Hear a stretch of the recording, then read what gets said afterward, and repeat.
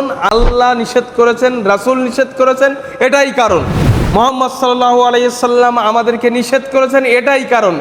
এর ভিতরে কি উপকার অপকার এটা আমাদের দেখার বিষয় না। মুহাম্মদ সাল্লাল্লাহু আলাইহি সাল্লাম নিষেধ করেছেন, আমরা করব না, ইনশাআল্লাহ করব ইনশাআল্লাহ। সুতরাং আল্লাহ রাব্বুল আলামিন কোরবানির বিধান দিয়েছেন যেন মানুষেরা তাকওয়া অর্জন করতে পারে। আমরা এখান থেকে কিছুদিন আগে রমজান পার করেছি, তো আমরা প্রায় একটি আয়াত শুনেছি যে কামা কুতিবা আলাল্লাযিনা মিন ক্বাবলিকুম লাআল্লাকুম তাত্তাকুন।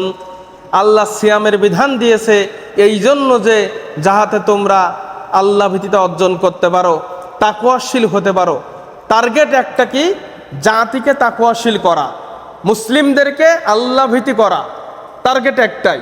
আবার আল্লাহ সুবহানাহু ওয়া তাআলা এই কুরবানি দিয়েছেন, টার্গেট একটাই, লা ইয়ানালাল্লাহু লুহুমুহা ওয়ালা দিমাউহা ওয়ালাকিন ইয়ানালুহুত তাকওয়া মিনকুম।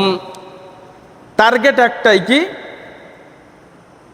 যে কুরবানির গোশত এবং রক্ত আল্লাহর কাছে পৌঁছায় না, তোমাদের মধ্য থেকে একটি বিষয় পৌঁছে থাকে, সেটা হচ্ছে তাকওয়া মিনকুম। তোমাদের মধ্যে কে কতটা আল্লাহ ভীতি, এটা পৌঁছে থাকে, আল্লাহ ভীতিটা।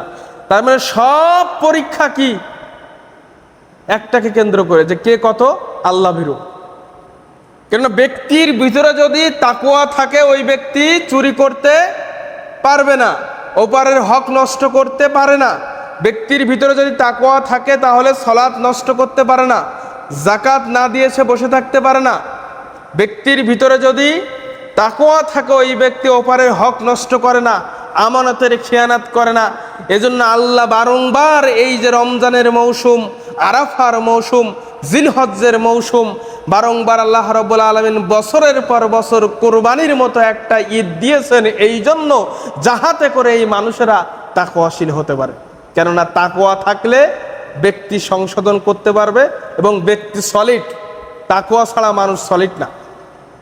আমাদের ভিতরে এবং বাহিরে দুইটা অংশ আছে, এক্সটার্নাল এবং ইন্টারনাল দুইটা অংশ আছে, বাহ্যিক এবং অভ্যন্তরীণ। আমরা বাহ্যিক দিকটা অনেক চাকচিক্যময় করে রেখেছি, কিন্তু ভিতরে আমরা ডাস্টবিন করে রেখেছি। আল্লাহ চাই ওই ভিতরের অংশটা পবিত্র করতে, বাহিরের অংশের মতো আল্লাহ ভিতরের অংশটা পরিচ্ছন্ন করতে চাই। তাই এই কোরবানির আয়োজন, এই জিলহজ্জের আয়োজন, এই আরাফার আয়োজন। প্রিয় ভাই আমার, এটা নিয়ে কিছু আলোচনা করব ইনশাআল্লাহ। রাসূল সাল্লাল্লাহু আলাইহি ওয়াসাল্লাম থেকে অসংখ্য হাদিস এসেছে, তার মধ্যে একটি হাদিস সহিহ মুসলিমের 1977, মেশকাতের 1459 নম্বর হাদিস। একই হাদিস অনেক গ্রন্থের মধ্যে এসেছে। ওই একটি হাদিসে আমি বলবো, ইজা দাখালাল আশর, রাসূল সাল্লাল্লাহু আলাইহি ওয়াসাল্লাম বলছেন, ইজা দাখালাল আশরু, যখন জিলহজ মাসের 10টা দিনের ভিতরে তোমরা প্রবেশ করো। ইজা, যখন, দাখালাল আশরু, তোমরা যখন জিলহজের মাসে প্রবেশ করো।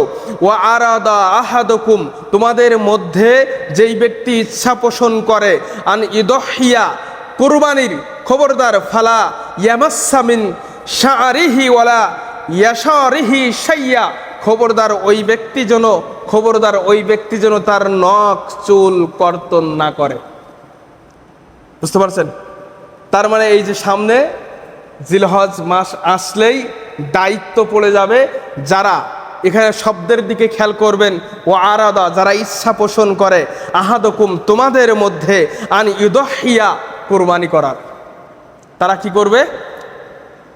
চুল নখ কর্তন করবে। এবং সালাফগণ এবং সাহাবায়ে কেরামগণ, তাবেঈগণ, এই এমনকি দেহের একটি মরা চামড়া পর্যন্ত তারা কর্তন করতেন না। বুঝতে পারছেন?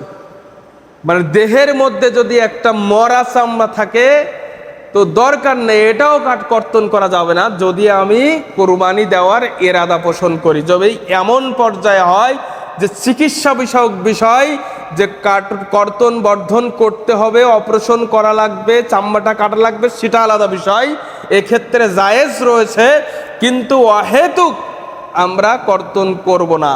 এর কুরবানি করবে তার জন্য, কিন্তু ওয়াফি ওয়ায়াতিন, আমার সামনে যেতে দিতে হবে ইনশাল্লাহ।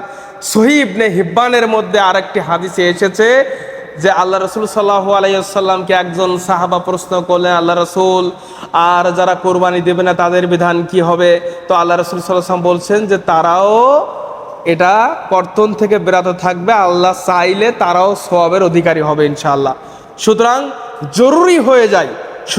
জরুরি হয়ে যায় যারা এরাদা করবে যে আমি কুরবানি দিব, তারা অন্ততপক্ষে জরুরি তাদের জন্য তারা নখ এবং চুল কর্তন থেকে বিরত থাকবে। আর যেহেতু এটা সুন্নাত, সুতরাং সুন্নার উপরে কোনো ব্যক্তি যদি আমল করে আল্লাহর ভান্ডার কম নেই, আল্লাহ সেখান থেকে তাকে সওয়াব প্রদান করবেন ইনশাআল্লাহ। প্রিয় ভাই আমার, সুতরাং আমরা যখন জিলহজ মাস পেয়ে যাব ইনশাআল্লাহ, আমরা যারা কুরবানি দিচ্ছি এবং যারা দিতে পারবো না বা অসচ্ছল অবস্থায় আছে, আমরা উভয় এই নিয়ত করব ইনশাআল্লাহ যে আমরা চুল নখ কর্তন থেকে বিরত থাকব। অনেকেই এটা নিয়ে প্রশ্ন তুলেছে এভাবেই যে এর ভিতরে মানে হিকমতটা কি, এর ভিতরে ফজিলত কি, মানে জিলহজ মাসের 10 দিনে আমি চুল নখ কাটবো না, এর ভিতরে কারণটা কি? এর কারণ আল্লাহ নিষেধ করেছেন, রাসূল নিষেধ করেছেন, এটাই কারণ। মুহাম্মদ সাল্লাল্লাহু আলাইহি সাল্লাম আমাদেরকে নিষেধ করেছেন, এটাই কারণ। এর ভিতরে কি উপকার অপকার এটা আমাদের দেখার বিষয় না। মুহাম্মদ সাল্লাল্লাহু আলাইহি সাল্লাম নিষেধ করেছেন, আমরা করব না ইনশাআল্লাহ। প্রিয় ভাই আমার,